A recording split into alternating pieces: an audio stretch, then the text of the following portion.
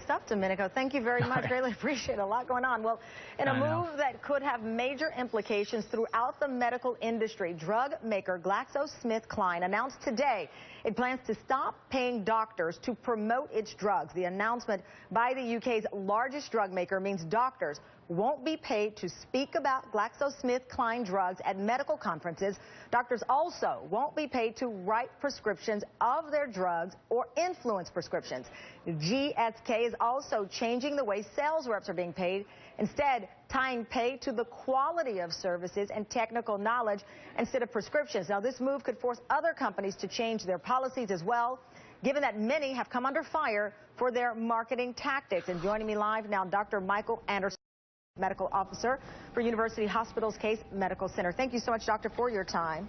Good afternoon. I mean, I'm sure you know better than anyone. You have this skepticism amongst people that in some cases doctors are getting them to take certain medicines or offering up certain medicines, not because it is good for us, but because it is good for their pockets. So how do you grade or judge this decision from GlaxoSmithKlein? I think this is a great decision. I think it shows what Americans want, and that's transparency. They want to know that their physician is picking a medication because it's in that individual patient's best interest and because the doctor believes that's the best therapy. And I believe that's how physicians choose medications. But I think if there are these other deals behind closed doors where docs get paid to give talks or the drug reps are paid on volume of prescriptions, then I think Americans just may have a lack of trust. So I think this is a great move. I think a lot of medical centers like ours here in Cleveland have been moving to more transparency, so I think it's a wonderful move. And as I understand it, you also believe this is a good move in that this money could be used for research as opposed to paying. Yeah, I think there are great relationships that have existed between physicians and pharmaceutical companies. We want to cure more and more diseases.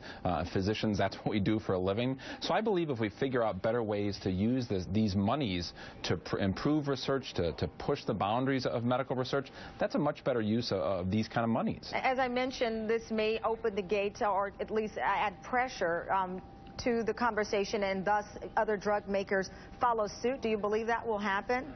I certainly do. I think, much like I said, our academic medical centers, a lot of medical associations have called for greater transparency. We now publish a website. If our physicians are paid consulting fees or have grants, we publish that. I believe Americans want more and more transparency, and I believe that this announcement by Glaxo is another important step. Well, all right, Dr. Anderson, thank you so much for your time and reacting to this decision. We'll see what.